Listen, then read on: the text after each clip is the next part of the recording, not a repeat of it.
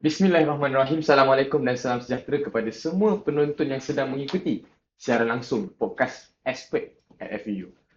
Dan podcast Aspek FUU merupakan inisiatif Fakulti Undang-Undang UKM yang diwujudkan sebagai platform untuk kita mengetengahkan kepakaran akademik warga FUU dalam pelbagai bidang perundangan serta membincangkan isu-isu semasa yang signifikan kepada masyarakat dan negara. Dan melalui platform ini, kita berpeluang mendengar sendiri dan mendengar pandangan daripada pakar-pakar dalam bidang masing-masing serta memperluaskan wacana ilmu secara terbuka. Saya Faris Shafrizal bin Faris Azmiha, moderator pelajar anda untuk episod kali ini. Maka untuk episod kali ini, kita akan membincangkan tentang topik berkaitan konflik Asia Barat dan undang-undang antarabangsa, campur tangan atau kedaulatan. Dan topik ini menyentuh persoalan berkaitan dengan prinsip kedaulatan negara, larangan penggunaan kekerasan, serta isu campur tangan kemanusiaan menurut undang-undang antarabangsa.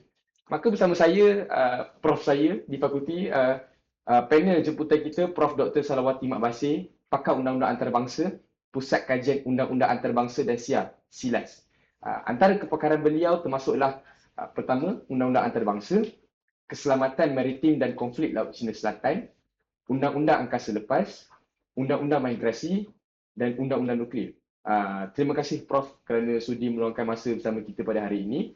Dan hari ini Prof juga akan mengupas kepada kita isu-isu berkaitan dengan konflik Palestin Israel, hegemoni Amerika Syarikat, percaturan politik negara-negara Teluk dan Iran sebagai ancaman di Asia Barat. Jadi Prof, sebelum kita pergi kepada soalan lanjut kita berkaitan dengan topik kedaulatan Asia Barat dan sebagainya, saya nak tanya sedikit kepada Prof. Apa khabar Prof? Sihat? Khabar baik, Alhamdulillah. Alhamdulillah. So, Ramadan Prof macam mana kali ni? Alhamdulillah, baik-baik saja. Baik saja. Jadi, Prof pun sudah nampak bersedia untuk kita pergi dengan lebih lanjut berkaitan dengan tajuk kita pada hari ini. Jadi Prof, soalan pertama saya kepada Prof berkaitan dengan isu konflik yang berlaku Asia Barat, kedaulatan negara dan sebagainya. Jadi Prof, dalam undang-undang antarabangsa, kedaulatan negara kita dilihat sebagai suci. Namun, kita melihat serangan yang berlaku baru-baru ini, Amerika Syarikat dan Israel ke atas Iran. Yang mana secara perundangan, di manakah garis pemisah antara hak mempertahankan diri, self-defense, di bawah perkara 51 Piagam PBB dengan tindakan pencerobohan yang melanggar kedaulatan. Silakan Prof. Okay, terima kasih.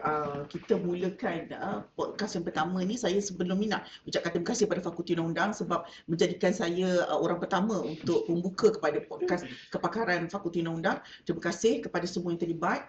Persoalannya berkenaan dengan isu prinsip kedaulatan dan juga campur tangan yang sering berlaku di Asia Barat bukan satu perkara baru. Sebenarnya di Asia Barat inilah dua isu yang sentiasa menjadi konflik dan mencetuskan peperangan. Dan masing-masing membawa hujah artikel 21 Piagam PBB dan juga artikel 51 Piagam PBB.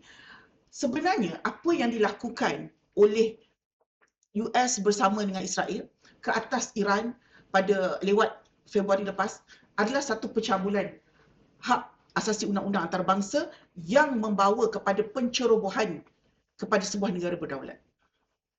Itu pertama. Kerana Iran adalah negara berdaulat dan tidak boleh mana-mana negara menyerang mana-mana negara yang berdaulat atas dasar merasakan ancaman. Kerana dalam hal perkara 51 Piagam Pertubuhan Masa-Masa Bersatu, kita perlu melihat threat. Threat itu mesti ada yang diletakkan di dalam perkara 24 tadi. Jadi ada 21 tadi. Jadi apakah pandangan semua orang melihat adakah Iran sedang melakukan threat? Apakah ancaman Iran? Adakah kita melihat Iran memacukan misal nuklear ataupun warheadnya kepada Washington atau Tel Aviv? Tidak ada. Dan pada saya, pada ketika serangan dilakukan, Iran sedang berunding bersama Israel dan juga Amerika di Geneva untuk meredakan keadaan, tetapi dua negara ini melanggar. Jadi pelanggaran itu telah berlaku dalam undang-undang antarabangsa. Baik, suka untuk saya tambah sikit Prof sebab sebelum ni pun kita tahu yang mana Iran, Amerika Syarikat, mereka mempunyai perjanjian berkaitan dengan penggunaan kuasa nuklear dan sebagainya. Adakah apabila tamatnya perjanjian tersebut menjadi asbab kepada konflik ini boleh untuk berlaku, dan suka untuk saya tambah sikit perkaitannya dengan isu berkaitan konflik Israel-Palestin yang sedang berlaku kat dunia sekarang. Okey, sebenarnya kita pun tahu Iran adalah member pada NPT, Non-Proliferation Treaty.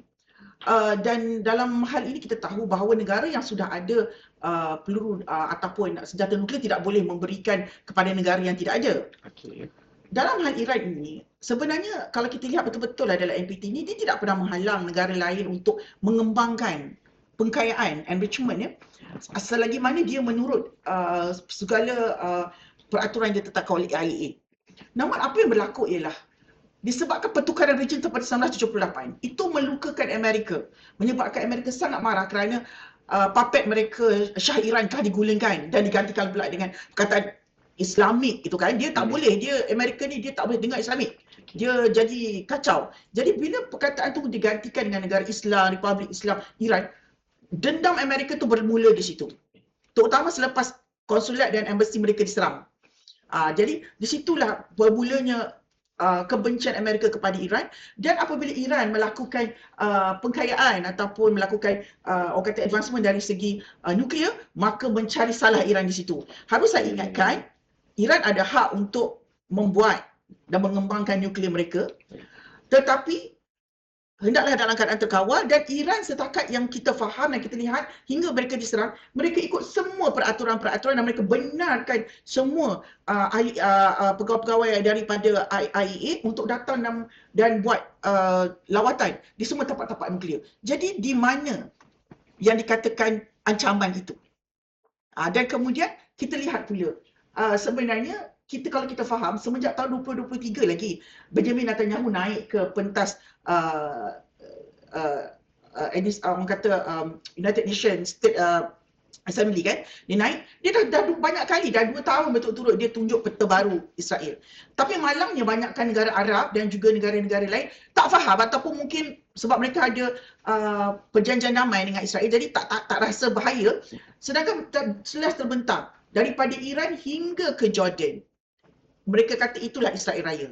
Dan seperti biasa, macam saya kata-kata, mungkin mereka ada perjanjian Abraham Accord dan sebagainya, jadi tak rasa bahaya, tak rasa takut. Tetapi sebenarnya itu malah perancangannya. Saya lebih melihat bahawa pembunuhan ataupun genosid yang berlaku, yang berterusan sehingga hari ini kepada orang Palestin ini memang untuk perluasan Israel Raya, dan mereka perlu untuk ambil Iran juga sebagai perluasan itu. Jadi dia ciptakanlah berbagai-bagai tumahan kepada Iran untuk memberi jalan kepada mereka melancarkan serangan seperti yang kita lihat baru-baru ini. Baik. Jadi daripada kupasan Prof, kita dapat simpulkan betapa Israel dan Amerika Syarikat mencari hujah-hujah yang pincang, yang kita lihat dalam bahasa orang putihnya kita panggil petty lah, hujah-hujah yang petty untuk membenarkan mereka menyerang Iran, Palestin dan sebagainya. Baik, Prof, suka untuk saya bergerak kepada soalan yang kedua berkaitan dengan isu semasa juga, yang mana Amerika Syarikat sering terlibat dalam konflik Asia Barat atas dasar keselamatan global.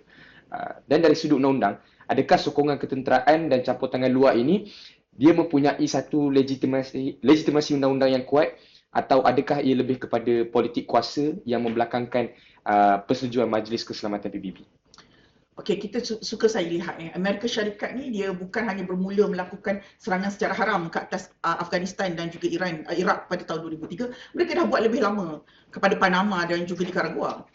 Jadi tahun 1989 mereka serang Nicaragua. Kemudian mereka serang Panama. Atas alasan inilah, atas alasan untuk melunturkan rejim yang berada, nak selamatkan rakyat Amerika, walaupun tak ada siapa pun yang mati dekat situ, rakyat Amerika ni tak ada. Jadi dia buat benda ni untuk memegang negara-negara yang ada resources supaya dia boleh buat. Dan kita tengok yang terbaru Venezuela, dan mereka secara aturlah sebenarnya caturan tersalah apabila melakukan benda yang sama kepada Iran.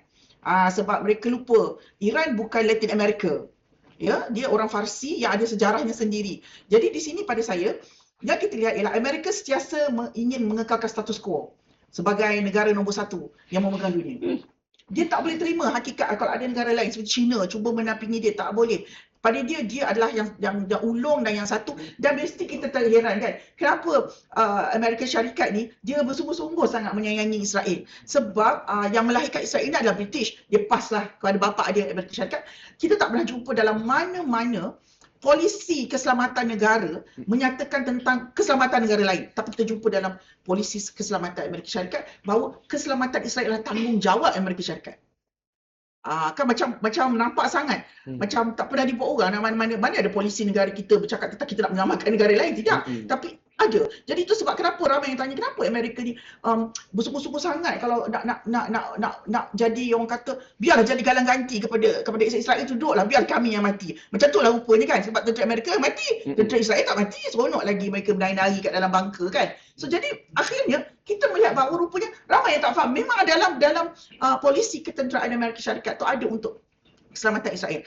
Itu soalan yang saudara tanya pada saya itu yang menyebabkan Israel ni akan sentiasa kata dengan Amerika, ni negara ni jahat, dia mengancam saya, negara ni jahat, ni mengancam saya. Jadi itu yang menyebabkan kita lihat Amerika Syarikat ni, tak boleh, ada je negara mana yang boleh mengancam Israel, dia akan masuk dulu.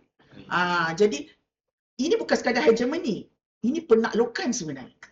Penaklukan imperialis baru pada abad 21.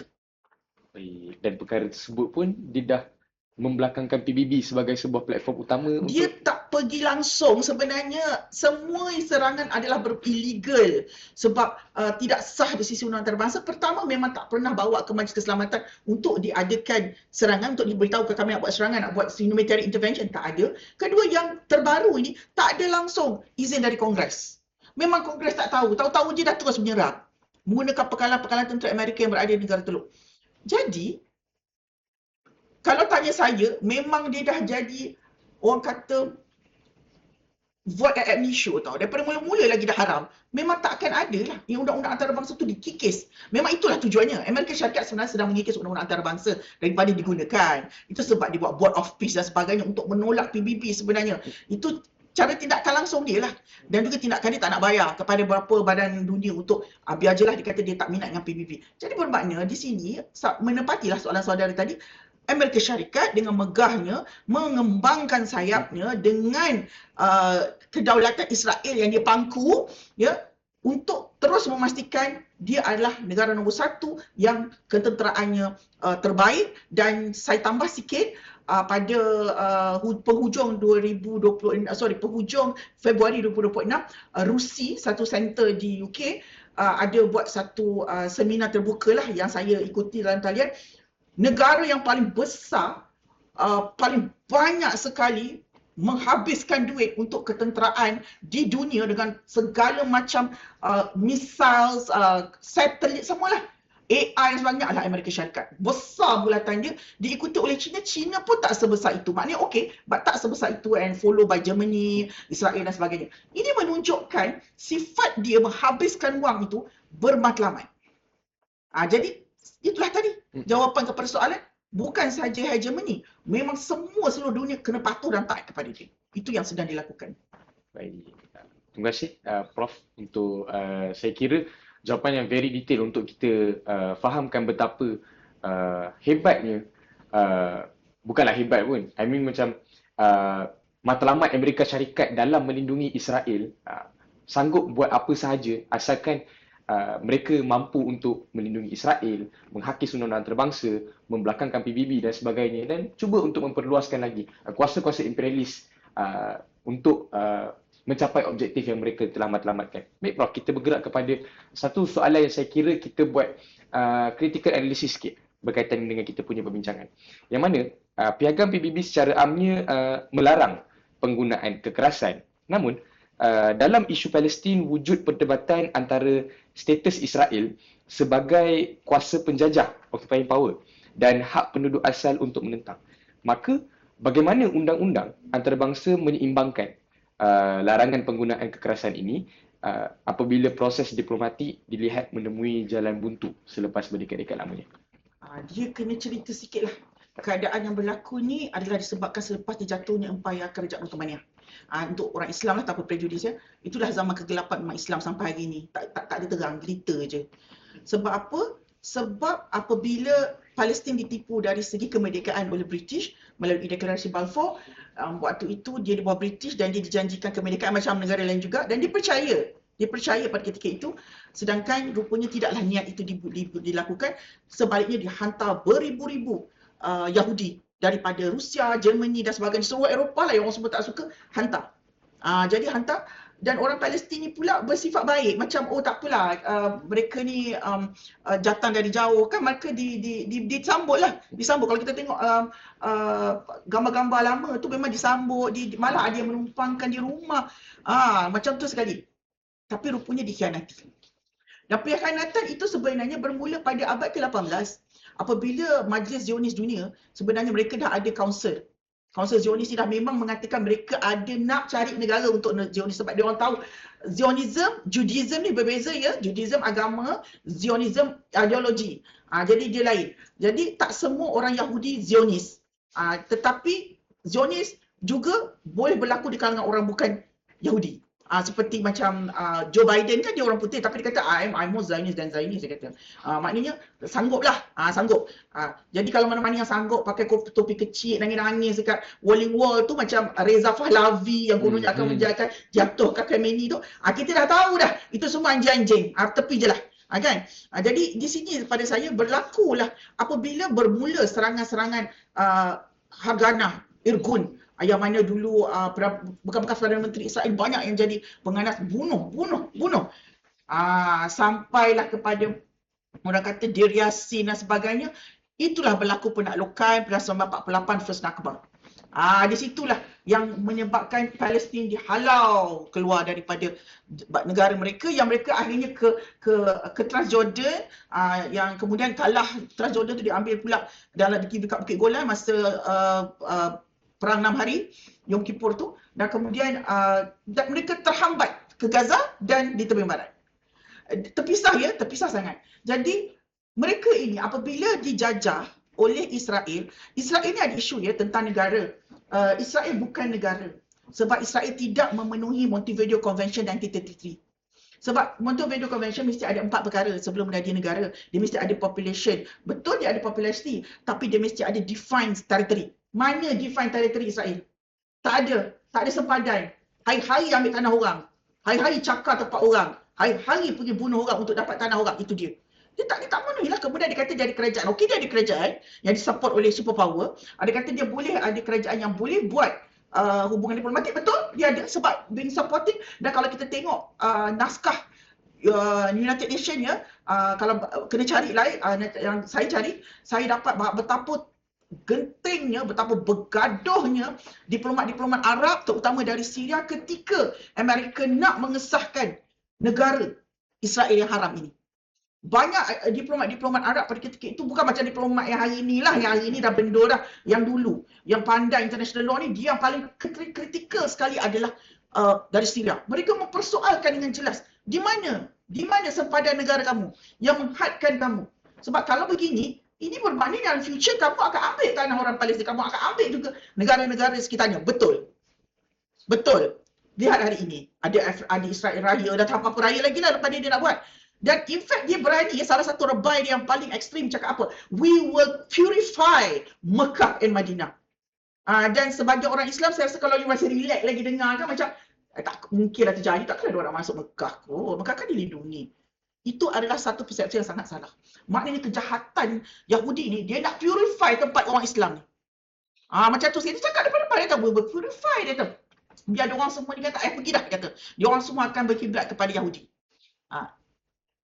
Tapi baliklah sebab baik perancang Allah SWT, kau orang Islam ada pegangan. Jadi kita kena faham itu. Jadi di sini, bila Israel ni, dia muncul, dan kemudian berlaku perang dengan semua negara Arab, dan akhirnya negara Arab yang tak bersatu ni dia dah realise dia tak boleh nak lawan Israel. Jadi berlakulah perjanjian damai.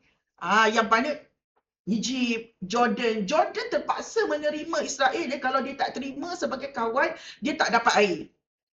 Sebab Transjordan dah diambil oleh Israel. Jadi nak Jordan ni dia kalau aku tak lawan memang mati kering. Dan kebanyakan refugee dari Palestin pun lari ke Jordan. Jordan populasi dia paling ramai Palestinian sebenarnya. Refugee, tapi bila dah berasimilasi dengan masyarakat Jordan, jadilah Jordanian kan. Tapi itulah sebenarnya. Dan kalau kita tengok pun, yang paling ketara ya, apabila ini terjadi, ini menyebabkan Israel ni dia tahu strategi. Strategi dia dah benang dalam peperangan, banyak kali perang dengan negara Arab. Banyak negara Arab yang bertunduk. Dan bila dia memegang ekonomi bersama US, dia gunalah ekonomi untuk menekan negara-negara ni. Jadi negara-negara ni terpaksa bernormalisasi. Nak tak nak. Itu kita tengok Turki, Morocco, Algeria, Tunisia, Egypt tu terpaksa lah, dah dekat sebelah kan. Lagipun Egypt memang bond untuk orang kata suruhan kepada Amerika, tak pernah lagi mereka demokrasi. Semua adalah orang kata diktator-diktator yang dibina oleh Amerika Syarikat. Jadi ini yang menyebabkan persoalan kita kepada nasib Palestin itu tidak dapat diubah.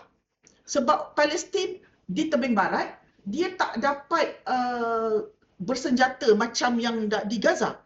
Gaza dia ada Hamas, dia ada Izzuddin Al-Qassam, dia ada a few lah group Jihad Islam dan sebagainya. Tapi yang di sana tu tak ada. Jadi yang di sana lebih ditekan.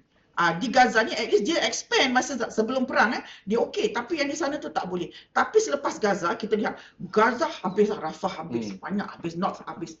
Tapi yang di tebing barat sekarang lagi teruk. Hari-hari dia ambil. Dan sekarang kalau kita tengok di masa Feriata, itu kawasannya hari-hari pendatang haram Israel ni, dia datang, dia bunuh orang Islam. Dia bakar kereta, dia bakar rumah sebab dia nak tanah. Dan bayangkan, kalau kita tengok minggu lepas, dia pergi ke kawasan berhampiran masa Feriata tu, ada kan situ banyak orang Badui kan. Orang Badui kan ada bela kambing dan sebagainya, biri-biri. Dia ambil semua kambing dan biri-biri orang tu. Dan dia tembak pengembala tu. Itulah hari-hari nasib orang Palestin di bawah jajahan Israel yang sepatutnya Israel hormat, bagi apa yang patut tapi tidak diikuti. Baik Prof, suka untuk saya bagi beberapa soalan lanjutan sikit berkaitan dengan kita punya perbincangan ni. Yang mana tadi saya ada dengar sikit yang mana Israel ni dilindungi oleh Amerika Syarikat. Tetapi ia dilahirkan oleh British. Dan kita tengok pendirian British sekarang untuk tidak terlibat sama dalam perang yang berlaku antara Iran, Amerika Syarikat dan Israel. Apa pandangan Prof? Apa sebenarnya strategi British? Itu yang pertama. Yang kedua, sebenarnya dalam isu yang berlaku sekarang di Asia Barat, di Teluk dan sebagainya, apa sebenarnya peranan-peranan negara-negara Arab? Adakah mereka tidak boleh bersatu atas asbab Islam, ataupun mereka ada beberapa faktor yang membuatkan mereka terpaksa tunduk kepada Amerika Syarikat maupun Israel dan sebagainya? Boleh Prof kupas dengan lebih lanjut? Dia dua soalan. Panjang. Okey, pertama British British. Okey, British sebab dulu dia yang menjajah Palestin, dia menjajah Jordan dan semua kan. Tapi bila dia nak lepaskan, dia tahu melalui Convention Zion sedunia kan, dia tahu bahawa mereka ada 3 negara dia pilih sebenarnya. Mereka nak pilih Argentina, Uganda ataupun Palestin. Dia kata Argentina tu jauh bawah, dia kata, so tak boleh nak. Dia orang nak yang macam dia orang ni boleh jadi macam sotong besar tu yang ada tentacle yang boleh, okey aku nampak Europe, aku nampak Eropah, aku nampak sebelah Asia dan sebagainya. Jadi di situ dia kata tak nak lah Argentina cannot. Kemudian Uganda ni okey tapi dekat tengah Afrika kita still tak boleh nak sebab dia ada Horn of Africa sebagainya. Jadi yang ni halang lah, tak best. Palestin ni bagus sebab dari situ kita betul Eropah, betul Afrika, betul Asia. Jadi benda ni dah berlaku. Sebab macam kita lihat kan, pemimpin yang memimpin British pun memang Yahudi kan. Jadi mereka dah ada pertalian itu dan mereka tahu, okey, kita punya tanggungjawab dalam Balfour Convention, kita tipu dia orang. Lepas ni, kita bagilah kepada di United Nations. Di United Nations adalah Amerika Syarikat. Sebab Amerika Syarikat ni, pelobi-pelobi yang membayar orang kata dana-dana politik Amerika Syarikat adalah Yahudi melalui IPAC. Tu sebab kita kadang-kadang macam bodohnya korang ni. Takkan tak boleh fikir? Boleh fikir tapi dah ambil duit. Dia senang je. Yahudi ni duit. Tengok rakyat Malaysia yang sanggup kerja untuk Mossad. Nampak? Senang je tabur. Tu sebab pada saya Mossad tak payah tunggu Yahudi. Orang Melayu pun banyak jadi Mossad sekarang. Sebab apa? Sebab taburan duit. Bila ditabur duit, awak susah kan? Awak ni kan, dia akan masuk. Jadi di situlah. Yang sekarang kita pula dah ada ekstremis, ada kalangan budak sekolah. Itu Malaysia sedang hadapi ancaman itulah. Jadi itu pada saya, kalau kita lihat, British dia habiskan tanggungjawab dia lepaskan. Bila di United Nations, dia lepaskan kepada Amerika Syarikat. Okey, ambil lah. Dan Amerika Syarikat sebagai kuasa statu quo nombor 1 dunia, ambil dan sentiasa merasakan British adalah rakan. Lihat, pada tahun 2003, waktu Amerika Syarikat menyerang Iraq dan Afghanistan, diikuti di belakangnya adalah tentera British. Tentera British station di Basra pada 2003. Jadi di sini kita tengok British dan British pun ramai yang mati. Cuma rakyat British ni dia konservatif. Jadi dia akan question the government kan. Apa kita dapat ni? Dulu kita takluk negara lain, kita kaya. Betul, kita takluk Malaysia, kita ambil biji timah. Sama, kita punya pound sterling tak turun. Sebab dia ambil kita, dia ambil emas Ghana, dia ambil emas South Africa. Biasalah kan penjajah. Tapi bila kita bunuh dia orang, apa kita dapat? Minyak control by the US after that. Not by UK. Jadi dia banyak. Dan kemudian mereka marah dengan Perdana Menteri diorang pada ketika itu kan. Walaupun tak dibawa muka pengadilan, diorang marah. Sekarang ni, Starmer, dia tak nak buat benda yang sama. Sebab first, UK pun chaos. UK pun ada macam-macam masalah pendatang, kotor, dah tak bersih dan sebagainya, masalah ekonomi, masalah dia keluar daripada European Union dan sebagainya. Jadi dia kata tak payahlah, kita ada banyak masalah dalam negara. Jadi dia tak nak, lagi pun dia tak nak gugat dia punya kedudukan. Saya Perdana Menteri ya. Jadi dia kata tak nampak, biar tak ada. Jadi dia mengambil keputusan untuk tidak bersama. Sebab pertama sentimen rakyat, kedua sentimen perbelanjaan. Kalau kita tengok sampai hari ini, US dengan Israel dah kehilangan hampir 131 bilion. Dia bukan satu nombor yang sikit. 131 bilion, bukan 1 bilion ya. 131 bilion dengan semua peralatan tentera habis, kena bom dengan misal Iran, macam-macam lah dengan orang awam dan sebagainya. Jadi, itulah mengapa British mengambil keputusan untuk merenggangkan. Dan dia tak nak join sebab dia tahu ini sensitiviti rakyat dan juga keuangan lah. Itu untuk berkaitan dengan tadi. Yang kedua, negara Arab. Negara Arab ni seronok bincang. Sebab negara Arab ni, macam saya kata, bercakap lah. Arab ni dia bercakap lah, bercakap. Tapi dia tak kutuk pun. Kalau tengok kepada persidangan Majlis Keselamatan, memang kena sebiji lah dengan wakil Iran. Dan wakil Iran ni memang semuanya berada pada another level. Saya suka Iran ni satu. Dia punya diplomat, bukan pengecut tau. Diplomat dia orang pandai-pandai. Diplomat dia bukan mesti daripada line international law atau daripada line hubungan antarabangsa saja. Dia just saintis, alam juga terbang. Dia bukan biasa-biasa lah level dia. Jadi bila negara Arab ni, dia cakap lah, dia kata sepatutnya Iran bolehlah hentikan ketegangan itu sebab US dah nak minta macam reda sikit sebagainya. Terus dia balas, you cakap pasal US you cakap pasal US untuk minta kami tenda. Tapi tak cakap pun, you tak kutuk pun tentang anak-anak kami yang mati 168 orang di Mina. Jangan mimpi kami nak hentikan perang ni, dia kata. That's direct at the Security Council. Dah cukup. Faham dah, permainannya akan jadi sangat panjang. Okay, negara-negara Arab ni, majoriti negara telur adalah bersahabat di bawah orang kata status of force agreement dengan US. Sebab dia ada pengkalan tentera Amerika. Macam orang kata, orang selalu cakap macam defense cooperation agreement lah, macam defense cooperation agreement. Jadi bila dah ada, mereka membenarkan semua tentera Amerika ni bergeraklah. Bahrain, Kuwait, Arab Saudi, semua ada tentera Amerika pengkalan di situ. Dan di situ dah dilancarkan serangan ke atas Iran. Bukan direct from US. Bukan direct from Israel. Tak, daripada pengkalan tentera Amerika di sekitar teluk. Memanglah Iran akan marah. Jadi balasan Iran tu bukan hanya misalnya terbang di sekitar teluk aja. Terbang terus ke Israel, ke Tel Aviv dan semua. Hampir dalam satu malam tu saya tengok dekat kawasan Masjid Al-Aqsa tu, macam tu. Tapi tak ada dia bukan situ, dia sasaran dia Tel Aviv kan. Yafa and all those area Zionist lah. Jadi, kita pun bertanya, kenapa macam senyap? Macam kan tak ada pula rancangan nak bawa ke tak? Sebab Iran memang dia bukan Arab League. Dia bukan masuk dalam Liga Arab.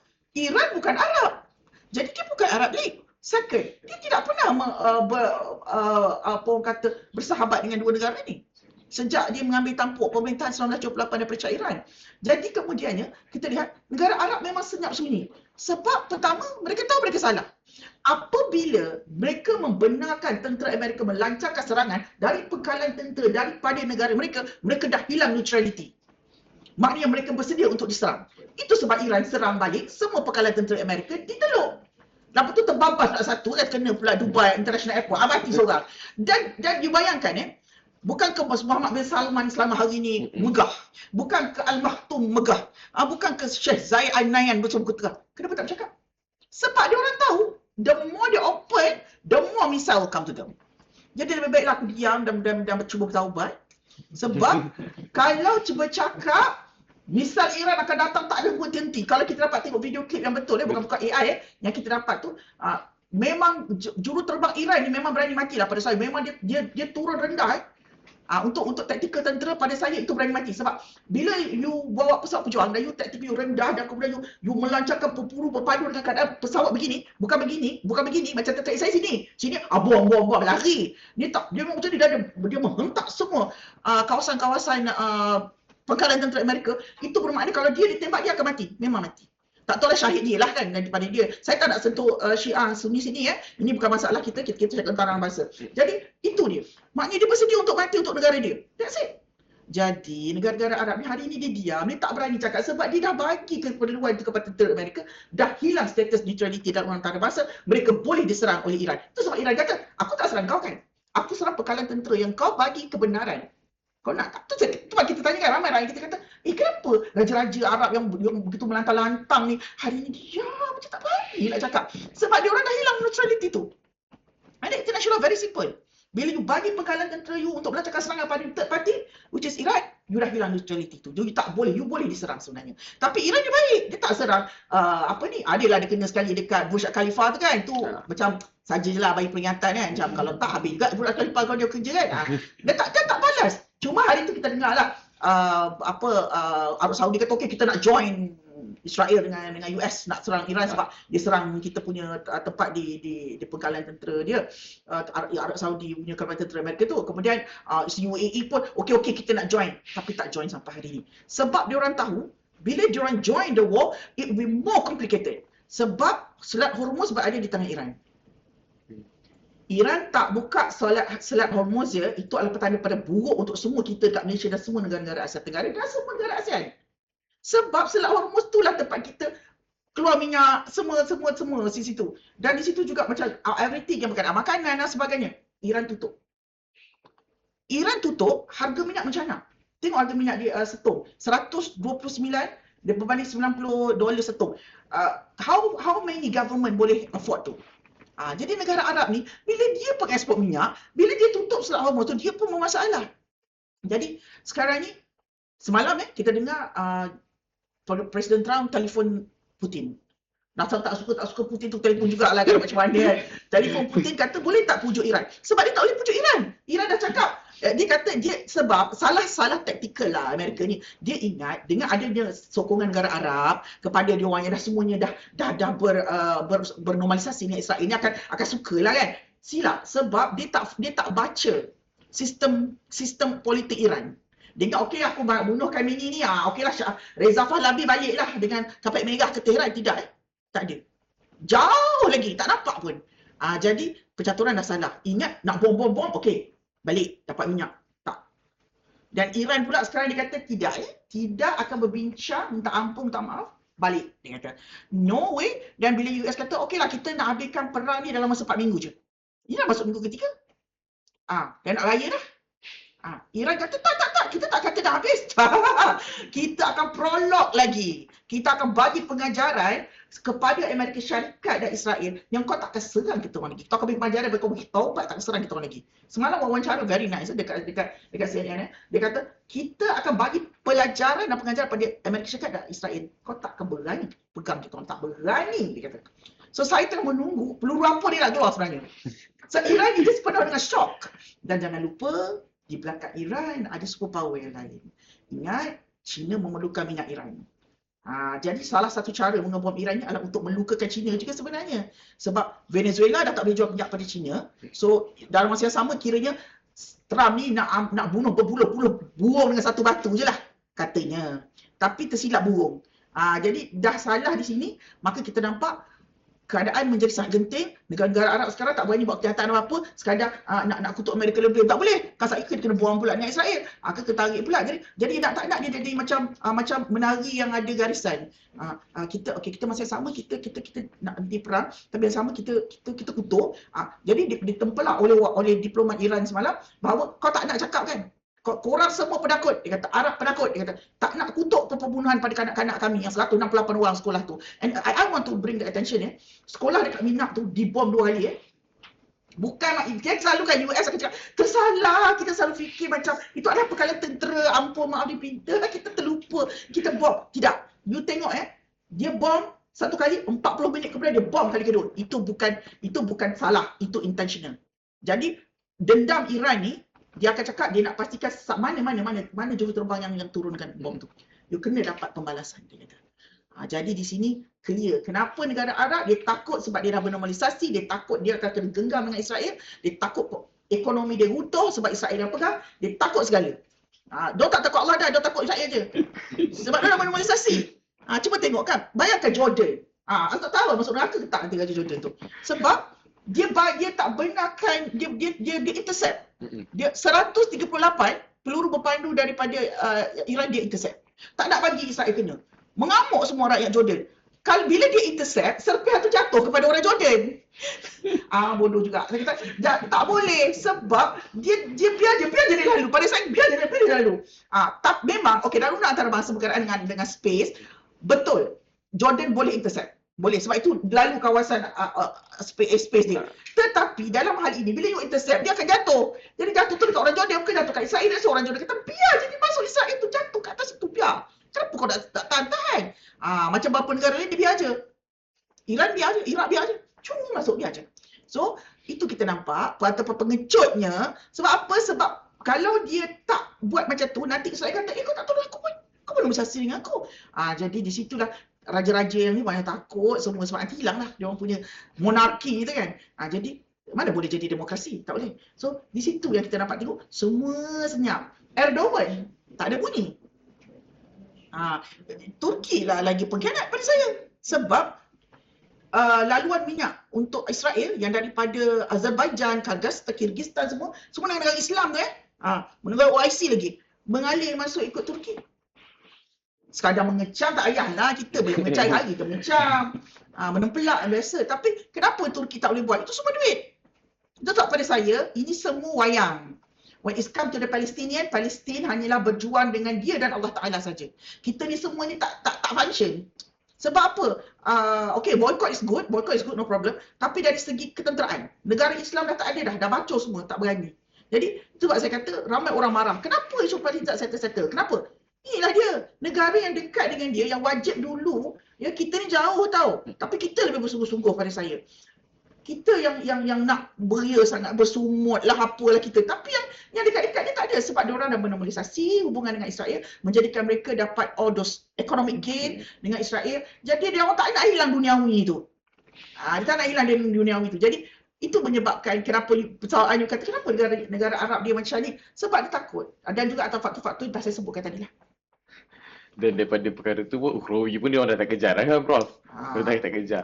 Boleh tak kita cakap akibat daripada perkara yang kita bincangkan ni menyebabkan kadang-kadang OIC ni kita tak tahu peranan dia, apa benda sebenarnya peranan OIC dalam untuk isu-isu antarabangsa yang macam ni dan sebagainya. So pendapat Prof macam mana? Kalau you ikut saya daripada awal ni, daripada tahun 2023 tu, saya dah selalu cakap OIC ni tak relevan, tutup je. Buang masa, buang duit, apa benda, datang gambar senyum balik tau. Apa? Tak refleks. Kita nak refleks ni biarlah sesuatu yang bila kita, okey negara Islam, apa tindakan kita sebenarnya negara Islam kalau nak serang Israel ni boleh je. Boleh. Dan nak illegal, bunuh pula saudara kita, boleh. Tapi macam saya kata, semua kena pegang. Semua dah kena pegang. Kepala sampai ke bawah semua kena pegang. Jadi takut kalau UAE lagi lah Zionis terus. Wakil Presiden dia bercakap dengan Benjamin Netanyahu dalam bahasa Hebrew. Bayangkan betapa sukanya, betapa sayangnya. Itu sebab, yes, itu sebab pada saya selalu kata, saya dah lama dah boycott UAE.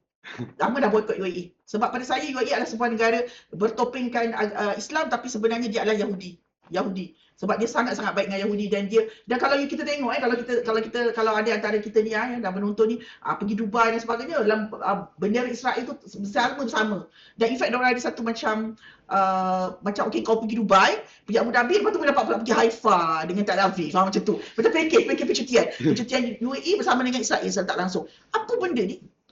Itu sebab pada saya tak percaya lah. Saya kalau UAE ni semua saya tak percaya. Cakaplah apa pun tak ada. Sama je. Jadi bila cakap macam tu, OIC mana? Mana kenyataan OIC? Saya selalu tanya mana OIC? Tak ada. Sedangkan salahnya ialah OIC itu ditubuhkan untuk Masjid Al-Aqsa. Tak tengok apa sejarah penubuhan OIC. Pada tahun 1960-an, apabila Masjid Al-Aqsa dibakar oleh pendatang Zionis yang pertama sekali. Jadi kita buatlah kononnya. Tapi hari ini, di waktu orang-orang Yahudi menghalang orang Islam daripada semayang tarawih, beribadah di bulan Ramadan, mereka masuk buat ritual. Dan mereka masuk dalam kompang Masjid Al-Aqsa tu, buat ritual, golek-golek, menari-nari, pingsan-pingsan kat situ. Ritual Yahudi lah. Dan mereka pergi ke Masjid Ibrahimi, bergendang-gendang dekat makam Nabi Ibrahim. Apa ni? Di mana OIC, sedangkan OIC penubuhannya lah untuk menghalang semua benda ni. Tak ada. Dan kemudian dia lantiklah pula Setiausaha Agung OIC tu daripada negara Islam yang miskin. Bila dapat duduk dekat Jeddah, dekat Riyadh, dapat seronok, memang lupa diri.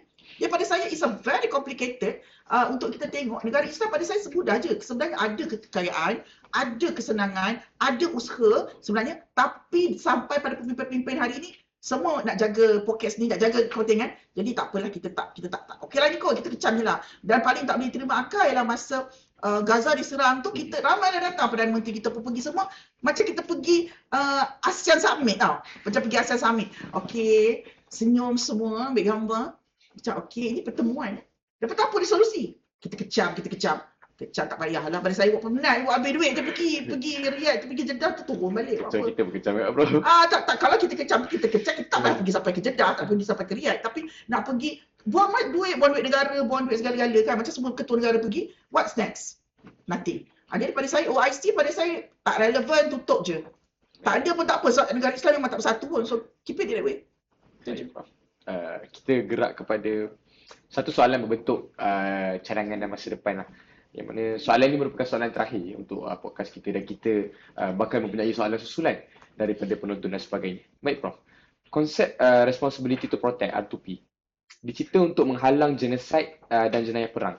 Melihat kepada situasi di Gaza hari ini dan ancaman kestabilan di Teluk, adakah R2P ini masih merupakan satu instrumen undang-undang yang berfungsi, atau ia sekadar retorik moral yang gagal dilaksanakan apabila melibatkan kepentingan kuasa-kuasa besar?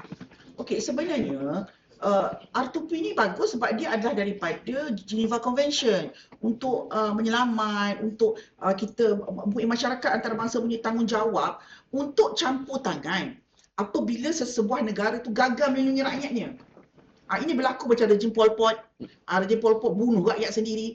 Kemudian macam apa yang berlaku di Albania, bunuh rakyat sendiri. Jadi di situ kita merasakan perlu tak untuk negara lain serang. Serang bukan kita nak serang negara tu, kita nak bagi kebebasan kepada rakyat sebab mereka dianiaya sedemikian rupa. Inilah alasan Amerika Syarikat dengan Israel untuk serang Iran. Sebab dia kata Iran telah pun membunuh beratus tunjuk perasaan, bunuh semua orang. Jadi kita ni rasa macam bertanggungjawab lah nak bebaskan Iran ni daripada rejim Islam yang jahat ni.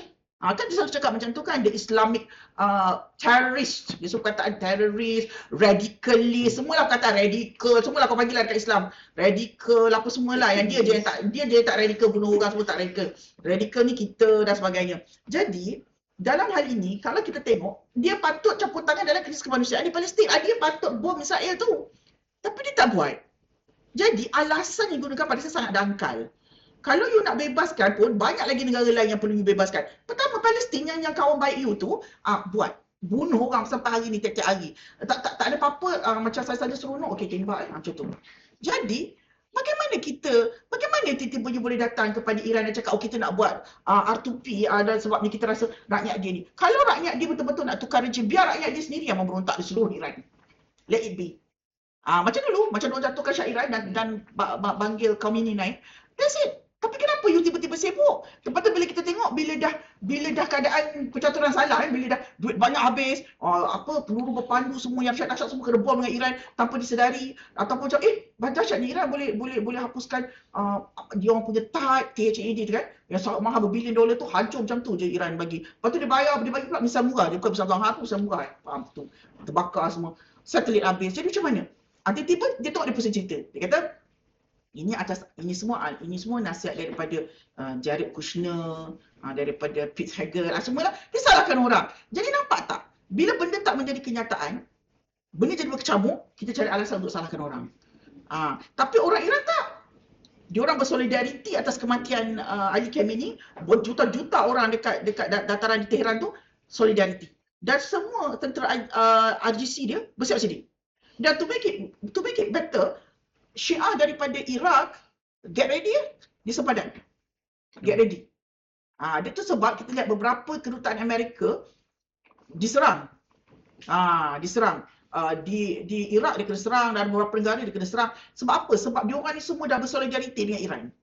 Of course lah kalau diorang Syiah, diorang lagi terasa lah sebab saudara dia kan, dia punya solidariti tu tinggi. Jadi dia nak buat. Jadi di situ pada saya, kita melihat bahawa percaturan Amerika Syarikat di Asia Barat setakat ini gagal.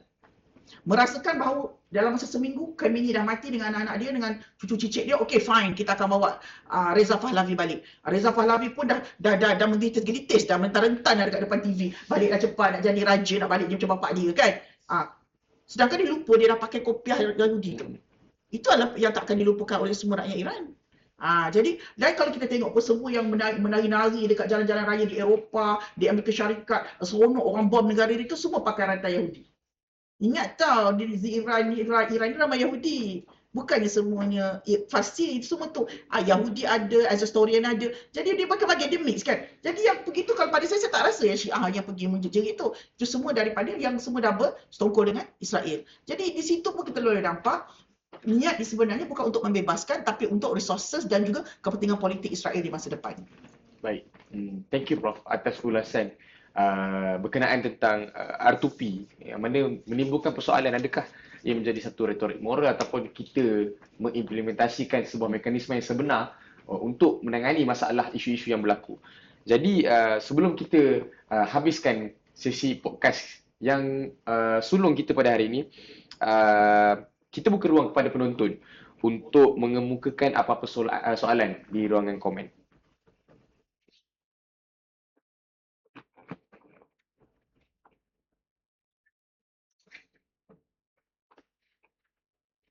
Jadi ada soalan ke penonton semua? Baik. Ada 3 soalan, Prof, daripada penonton kita daripada Facebook.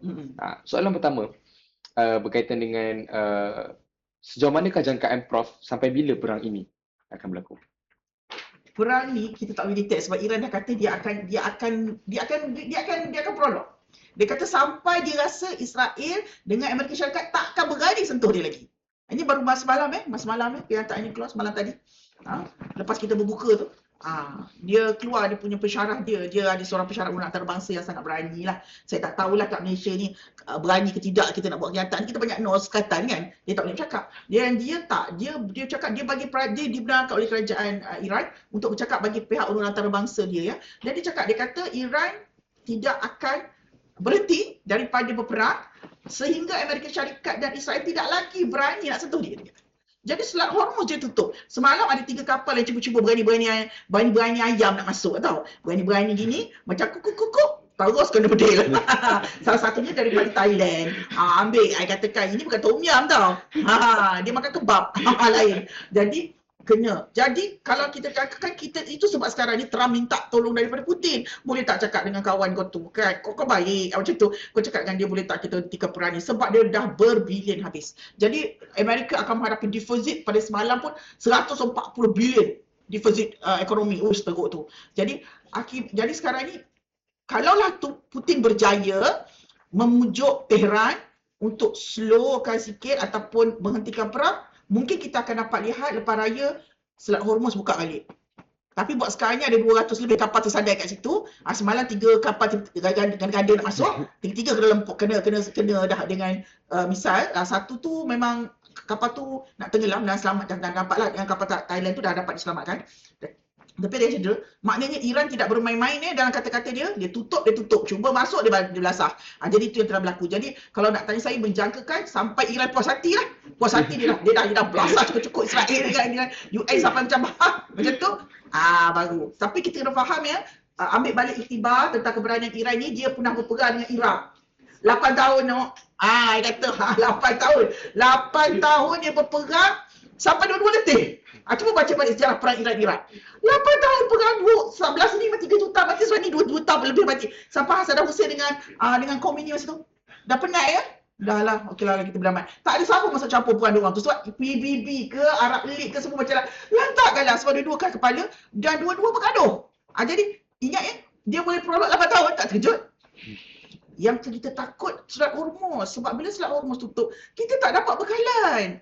Dan itu yang pada saya kita risau sebab Thailand dengan Bangladesh dah mula Thailand dan Bangladesh dah mula menghentikan, maknanya jangan pergi kuliah dah. Online saja. Itu syarat kita suka dia tu.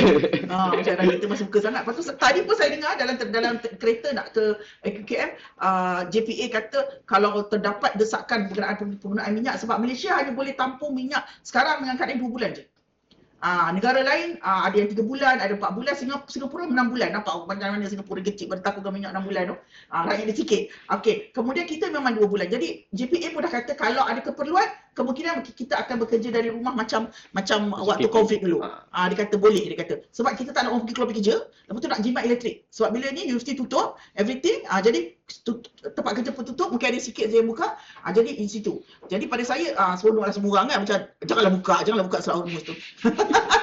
Tapi tak baik tau, sebab itu ekonomi negara dan juga kepentingan negara lah. Pada saya minyak ni penting. Jadi ekonomi kita akan crash juga sebab nanti minyak tak ada, banyak benda tak jalan, makanan mahal dan sebagainya. Jadi memang tak dapat jangka. Tapi macam saya kata, ambillah balik iktibar, dia orang pernah 8 tahun. Kita doakan semoga cepat-cepatlah US dengan Israel angkat tangan walaupun belagak, cepat angkat tangan supaya kita boleh buka Selat Hormuz dan kita balik macam biasa. Soalan kedua, Prof. Berdasarkan penentangan melalui pengumuman oleh Perdana Menteri Spain dan juga beberapa negara lain yang tidak mahu bekerjasama dalam peperangan ini, adakah ini dikira gelombang baru keberanian negara-negara untuk tidak mahu tunduk kepada Amerika? Betul. Sebab kalau kita tengok sekarang ni sebenarnya ada krisis juga di NATO. Sebab NATO kan European North Atlantic bersama dengan Amerika. Sekarang ni beberapa negara NATO merasakan bahawa tak relevan dah nak berperang. Jadi antara negara yang island, Spain memang dah angkat tangan dah. Saya kata first and foremost kita nampak ini semua Yahudi punya perangai, dia kata. Ini semua kena Israel. Kenapa dia kena Israel? Dia dah killing the people, tidak pernah dibawa ke muka pengadilan, malah disanjung-sanjung, diberikan berucap Netanyahu di Kongres Amerika dan sebagainya. Jadi mereka merasakan tiada keperluan. Dan kalau kita tengok ahli parlimen daripada di Kesatuan Eropah, daripada Belgium, kita tengok debat mereka pun tak nak kerajaan mereka masuk campur. Kemudian orang-orang Poland yang kita kata kononnya mesra Yahudi ni pun tak mesra, dah mula membelasah each other. Bila turun je orang Yahudi dia daripada Israel tu, dia dah buat perangai kat Poland. Orang Poland pun dah belasah dia orang. Maknanya sekarang ni kebencian tu, bibit-bibit tu adalah dah berlaku. Jadi mereka tak nak keluarkan duit pertama untuk tujuan perang yang tak berguna untuk mereka. Kedua, rakyat mereka akan menghadapi krisis disebabkan masuk perang, duit banyak habis. Untuk apa? Betul tak? Macam saya setuju dengan pernyataan Perdana Menteri Sepanyol. Kita nak berperang untuk apa sebenarnya? Menyerang Iran ni untuk apa, dia kata? What is the benefit for Spain? Betul, tak ada benefit. Jadi saya menjangkakan ada beberapa lagi negara lain di Eropah yang akan berbuat tindakan yang sama. Sebab sekarang ni kita dah tahu imperialism dan jangkaan baru cara Amerika adalah unilateral. Sekarang ni Amerika dengan Israel, mereka dah hakis kepercayaan orang terhadap undang-undang antarabangsa. Kita go unilateral. Siapa kuat dia menang. So kita akan conquer dia orang ni semua terpaksa tunduk dan taat pada kita. Itu yang dia sedang buat. Dan Eropah tidak menerima itu. Eropah kata no. You kena back to the international law. Saya suka yang ahli parlimen wanita daripada Spain tu. Dia kata apa sekalipun kembalikan international law. Dan semua negara mesti against Israel dan Amerika Syarikat. Baru international law ni akan naik balik. Dia kata kalau tak kita biar ada orang buat macam ni lah. Which is very correct statement lah from her. Baik, Prof. Soalan ketiga daripada penonton. Adakah kemungkinan jika Iran tidak surrender, Amerika akan menggunakan bom atom or nuke? Saya rasa dia tak boleh buat benda tu. Sebab dia kena fikir, kalau dia nak buat, ini bukan Perang Dunia Kedua. Adakah dia nak mencetuskan Perang Dunia Ketiga? Sebab dia kena ingat ya, di belakang itu ada China dan Russia. Kenapa dia telefon Rusia? Sebab dia tahu backup Iran masih ada Rusia. And kita pun tahu Rusia memang hantar satelit intelligence pada Iran. Itu sebab Iran punya target kena. Dan katanya ketua Mossad ke Sinbad pun mati dah sebenarnya. Tapi seperti biasa dia orang takkan bagi tahulah. Katanya Netanyahu pun dah tak nampak dah. Kalau mati, my lord lah, kita sujud syukur semua. Dia terus direct dan neraka lah tu, dia tak ada confirm, dia memang direct terus.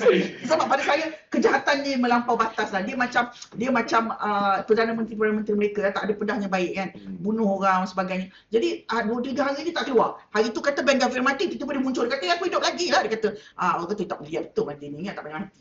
Tapi untuk ketua Mossad tu memang kabarnya ada gambar dari Israel yang keluar daripada pejabat tu, dia betul-betul kena misal Iran yang memang tepat ke pejabat dia. Dan kalau kita tengok, baca balik semula, satu saya suka kalau perang ni jadi, saya tak tengok sangat dari segi international law. Bila perang dia dah masuk use of force. Use of force ni anything can happen as long as proportionality. Of course lah Iran akan balas same dengan apa yang dia buat pada negara dia. Rakyat dia mati, 1,000 lebih orang mati. Dia semalam 2 hari lepas dia bom tempat telaga minyak Iran. Hitam Tehran semalam. hitam sehitam-hitamnya sebab dia buang telaga minyak dan itu menimbulkan hujan asid di Tehran. Minyak dia tak marah, of course dia akan marah. Jadi dia akan membalas. Jadi pada saya dalam hal ini yang kita dapat lihat ialah penolakan itu sudah makin berani dan pada saya di Asia Tenggara Malaysia paling berani. Malaysia paling berani setakat ini. Dan semalam kalau kita lihat di satu webinar, ya, saya tak ingat webinar banyak sangat, saya suka pergi webinar sebab dia berjam-jam sama satu dari universiti lain. Tapi semalam yang waktu tengah malam semalam memang menarik sebab dia buat satu the perception of Southeast Asia berkenaan dengan perang ni. So negara yang menyokong Israel adalah Filipina, Singapura, Thailand dan Vietnam. 4. Tapi negara yang tak ada kedutaan tapi sokong Israel adalah Cambodia, Laos dan Timor Leste. Negara yang tak sokong Israel adalah Indonesia, Malaysia, Brunei. Tapi negara paling kuat menentang Israel di South Asia is Malaysia. That is proud lah. Proud, dan saya terpaksalah gunakan jari saya untuk memproudkan negara sendiri, ya, dan naik macam tu. Sebab lepas tu tanya, there is a Malaysian representative on this webinar. Definitely yes, saya kata. Saya tengah malam. Jadi orang semua pamore tidur kan. Sebab nak qiyamul-lail pula pukul 3 pagi. Saya qiyamul-lail tu webinar tu memang menarik sebab dia sekarang ni Amerika sedang membuat persepsi orang-orang Asia Tenggara terhadap perang ini.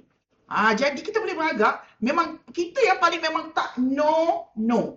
Tak ada macam Indonesia pun kejap kanan kejap kiri jugalah. Tapi kita tak, kita memang no. Dia kata negara yang paling kuat melantang, tak suka, tak nak campur, board of peace semua ada Malaysia. So I'm proud with my country lah, Pak Syakab. Jadi kita alhamdulillah insya-Allah Allah akan tetap memberikan rahmatnya pada Malaysia sebab pada saya itu perintangan berani sebenarnya. Sebab kita tahu apabila kita berdentang kuasa besar ni macam-macam lah dia cocok kita kat tarif lah, dia cocok kita dekat education lah, dia cocok sana, dia cocok sini. Itu permainan biasa. Kuasa besar untuk memanipulasi negara kecil macam Malaysia. Jadi pada saya berani bercakap kerana banyak lagi negara Eropah lain yang suka macam kita juga. Baik, Prof, soalan terakhir daripada penonton. Ni saya just quote balik apa yang dia cakap. Soalan Prof, boleh terangkan apakah kesan dan impak perang ini kepada Malaysia secara langsung dan tidak langsung dan apa yang kita sebagai rakyat Malaysia perlu lakukan? Ini soalan bernama.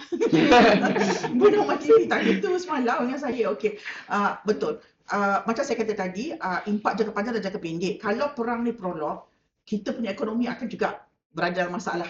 Bukan Malaysia, semua di seluruh dunia. Bukan kita. Tapi impaknya lebih lah pada kita sebab kita bukan negara besar. Kita medium size country, ya.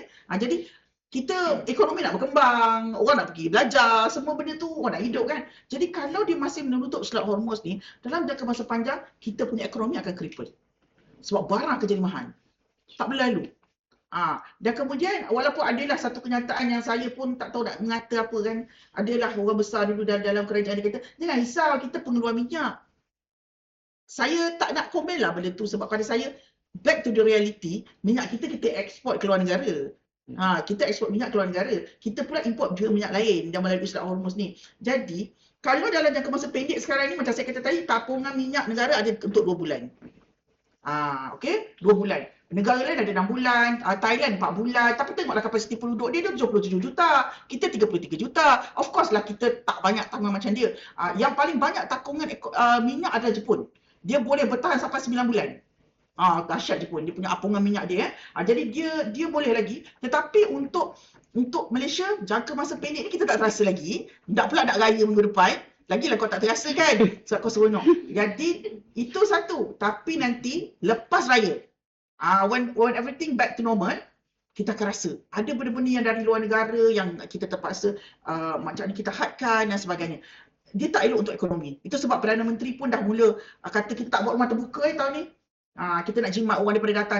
Jangan datang. Nanti kalau kau datang kena pakai minyak. Dan naik kereta. Kereta elektrik pun kita tetap nak juga charge dia dengan elektrik. Elektrik kita ni, TNB masih juga ada pakai minyak dengan arang batu. Jadi kita jalan kaki je lah. Jadi tak payah buat. Jadi tak ada buat. Dan kemudian kita lihat jangka panjang ia akan memusnahkan banyak negara.